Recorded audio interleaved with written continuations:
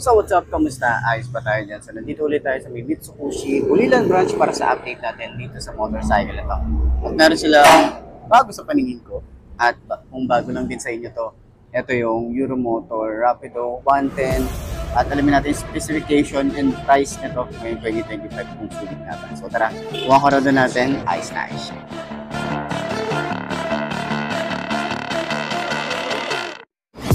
Got a monster inside of me, you better watch out. If your enemy's a road ahead of full prophecy to be the greatest beast the world has ever seen. I feed him every day like the bones clean. I feed him all the hate and he grows me. And he gets caused real big, pissed off quick. And if you cross him, you might drop dead. Metaphorically, of course, settling the score. Never getting bored, loves the blood and gold. Always wanting more freedom from the source. They don't really listen until they feel it for the party. And if you start shit, you be hard-lived in the darkness. Torn apart quick, you left scars ripped. You be chewed up and discarded.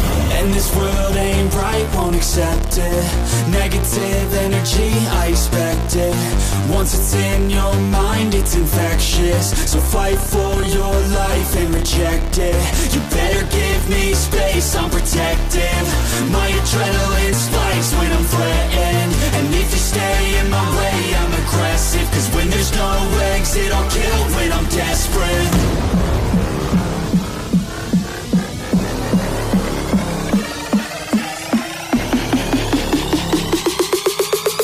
When there's no exit, I'll kill when I'm desperate.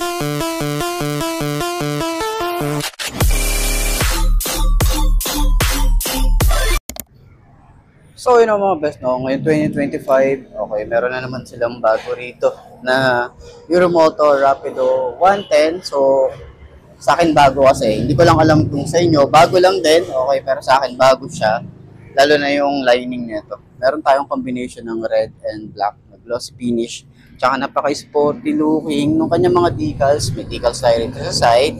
Meron dito sa side. Meron din dito sa side. And then meron tayo ditong letter R na parang represent ng Rapido. Okay. So, itsura natin.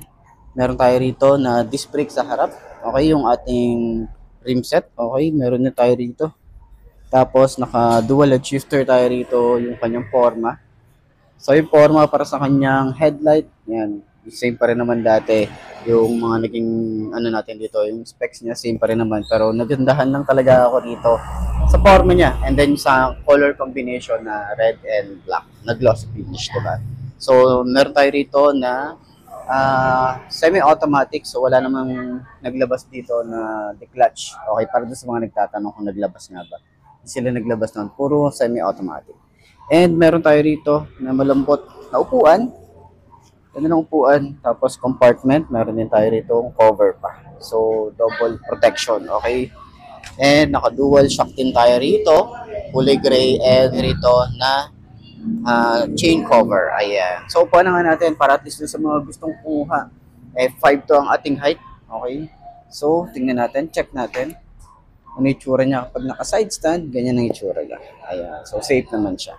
So, ayan. Upuan natin. Uy, malambot yung upuan. Tapos, mababa siya. Compare dun sa nauna natin na vlog na tawag ito Marvel. So, mas mababa siya. Okay, pwede ito sa mga beginner na gusto magkamotor. Okay, so semi-automatic na lang to. So, 110cc, goods lang naman yun. Kahit ilong range to, okay na okay din to. So, alam naman natin kung saan siya inspire. Sa Smash, di ba? Alam naman natin yung legendary Smash is talagang goods na goods. Lalo na sa mahabang biyahe.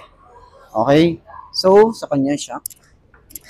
Hindi siya yung sobrang lambot. Hindi rin siya yung sobrang tigas.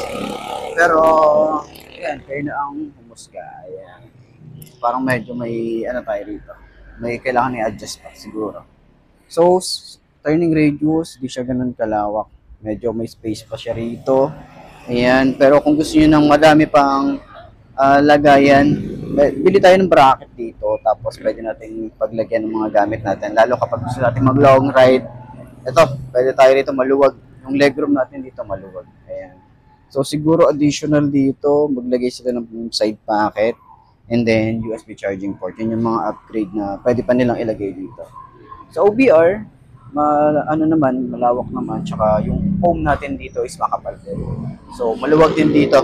pwede rin tayo maglagay dito ng top box para at least kung gusto niyo mag-additional pa na storage, pwede to. Maraming nabibili sa aftermarket mo.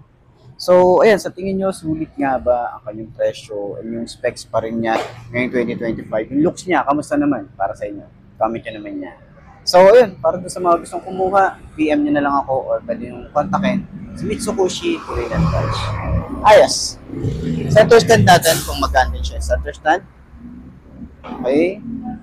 Madali lang din siya ang center stand. Ayos.